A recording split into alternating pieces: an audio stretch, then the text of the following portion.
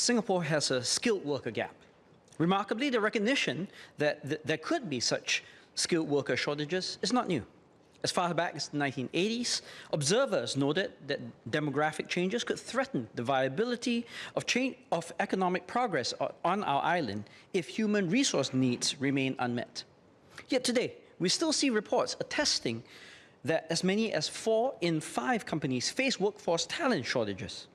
This has, we are told, necessitated the continued stream of foreign migrant professionals. At the same time, many in this House face a seasonal pattern of appeals after exam results are announced. Young residents, as well as their parents, often come to our Meet the People sessions in a desperate effort to appeal for entry for their children into a given tertiary institution or program of study. Often, these appellants actually possess the necessary scores required for entry.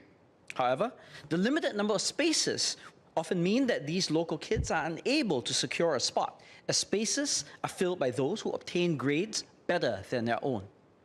These two problems, while seemingly unrelated, are actually not. Essentially, almost a half-century after the matter of a potential skills shortage was first identified, our local schools seem still unable to fill the nation's tech worker shortfall, despite possessing secondary school students that are sufficiently talented and willing to pursue technically oriented tertiary education.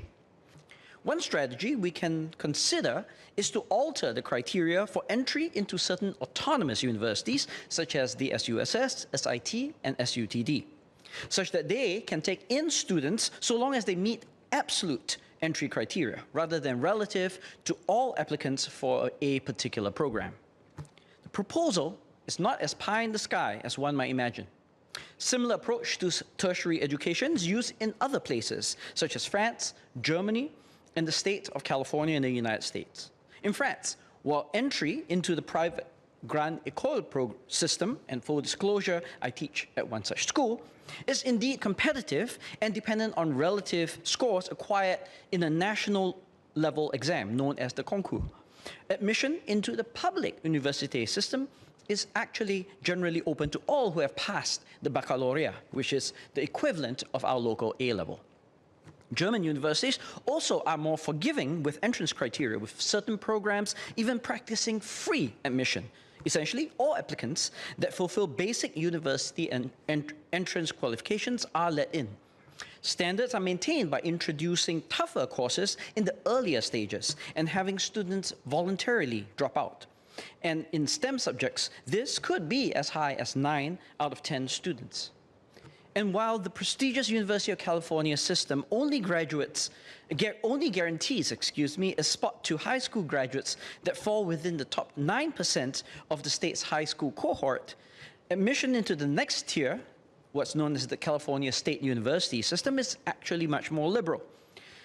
And low-income residents who are first-generation, underrepresented college students may even be assured entry into certain majors, subject to a commitment by the student that they complete their studies within 4 years.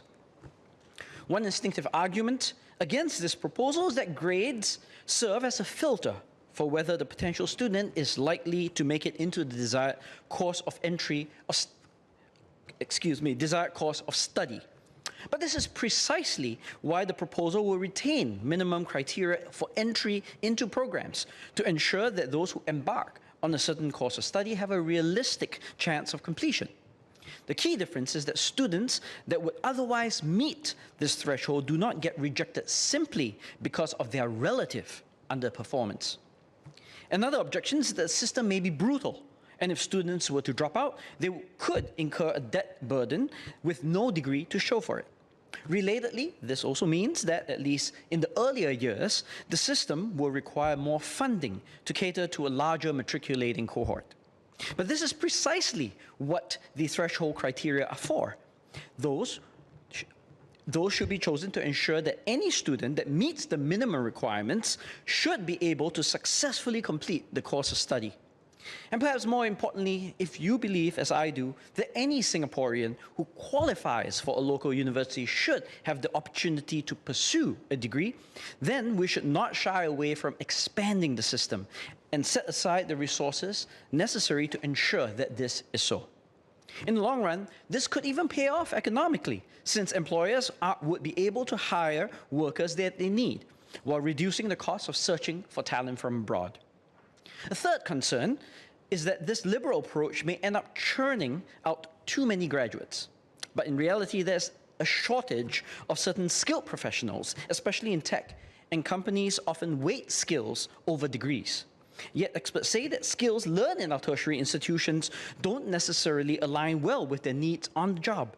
Relevant skills are instead acquired with certification exams. But the prerequisites or eligibility criteria for many of these certificates are actually incredibly accessible, often requiring only O or N-level credits, and are not accompanied by a need for stellar grades.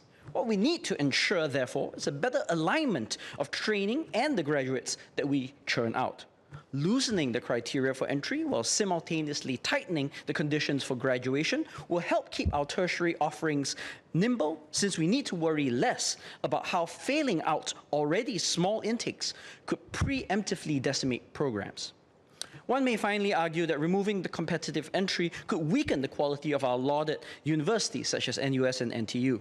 As suggested earlier, more flexible entry requirements do not appear to have undermined the stamp standing of the best French, German, and Californian universities. And in any case, the suggestion is limited to the applied tier of our AUs, those that were less oriented toward academic accomplishment and research output to begin with.